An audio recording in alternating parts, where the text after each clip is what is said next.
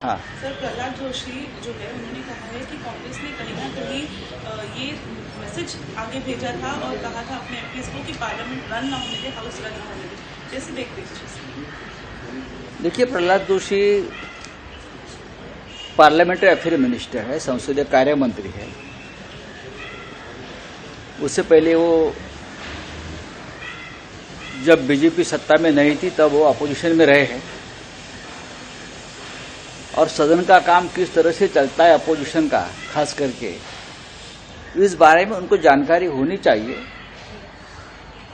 और मुझे लगता है जानकारी होगी इसलिए उनको संसदीय कार्य मंत्री बनाया होगा। अपोजिशन का काम है सरकार को सवाल पूछे। डेमोक्रेसी है, पार्लियामेंट्री डेमोक्रेसी है। अगर आप हमारे सवालों को जवाब नहीं देना चाहते तो हम खड़े रहेंगे, हम वेल में आएंगे, हम आपको डिस्टर्ब करेंगे। ये हमें डेमोक्रेसी ने दिया हुआ राइट है। मैं खुद Sushma Swaraj ji leader of opposition थे, उनके साथ काम किया है, अरुण जेटली जी के साथ काम किया है, बहुत से नेताओं के साथ मैं राज्यसभा में रहा हूं और उनकी भी काम करने की तरीका यही था।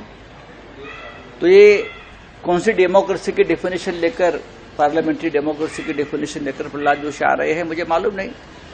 अगर आपने ये हमारे सांसदों ने, हमारे जो साथी है कांग्रेस के, उसने अगर पूछा होगा कि अमित शाह सदन में आओ और जवाब दो कि पार्लियामेंट में इस प्रकार से लोग कैसे घुस गए, ये देश के सिक्योरिटी का मामला है, सुरक्षा का मामला है, उसमें गलत क्या है?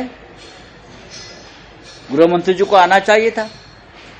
गृह मंत्री इस बारे में बाहर बयान देते हैं और सदन में आकर बात नहीं करते। ये कौन सी डेमोक्रेसी है? प्रहलाद जी को ये बात समझनी चाहिए।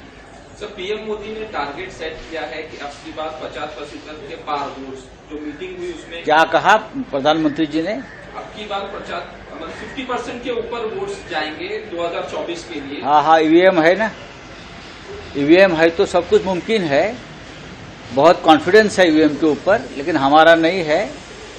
हमने ये कहा है इंडिया मीटिंग में दिल्ली में, ठीक है, जरूर आप ईवीएम से वोटिंग कर लीजिए, लेकिन वीवीपैट जो होता है, जो स्लिप आती है, वो हमारे हाथ में आनी चाहिए और हम वो डालेंगे बॉक्स में। 100% वीवीपैट काउंटिंग करिए, यह हमारी मांग है। 100% बैलेट पेपर की बात तो आप मानेंगे नहीं तो आप हार जाएंगे। पूरे विश्व में ईवीएम नहीं है। आप महाशक्ति हो ना, अब अपने आप को महाशक्ति मानते हो ना, तो जो देश अपने आप को महाशक्ति मानते हैं, जिसमें चाइना हो, अमेरिका हो, रशिया हो, वहां इलेक्ट्रॉनिक वोटिंग मशीन नहीं है। ये मैं प्रधानमंत्री जी को बताना चाहता हूं। आप अगर अपने आप को उस लेवल पे मानते हो तो उस 3 बड़े देशों की तरह यहां भी बैलेट पेपर पर चुनाव लेकर 300 नहीं 500 पार लेके जाइए, हमारा चैलेंज है। सुब्रत पाठक जो बीजेपी के एमपी है, उन्होंने कहा है, उन्होंने रिक्वेस्ट किया है टेम्पल के, राम मंदिर के टेम्पल के एसोसिएशन को कि जो एसपी के नेता है उनको बुलाया ना जाए, क्योंकि उन्हीं के रेजिम में जो है वो राम भक्तों को गोली मारी गई थी। कैसे देखते हैं?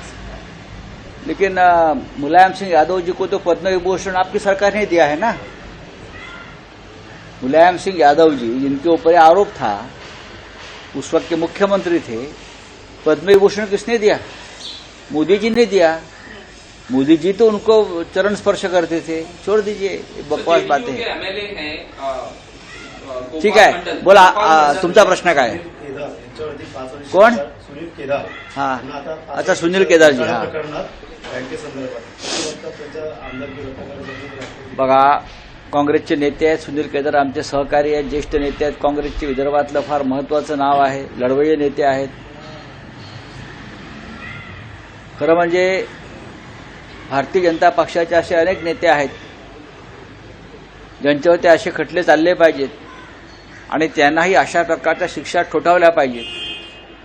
पण सध्या न्यायालयांवरती ज्या प्रकारचा दबाव आहे त्याच्यामुळे विरोधी पक्षातल्या लोकांना समन्स येतील, विरोधी पक्षातल्या लोकांना चटका होतील आणि विरोधी पक्षाच्या लोकांच्या खासदारक्या रद्द होतील।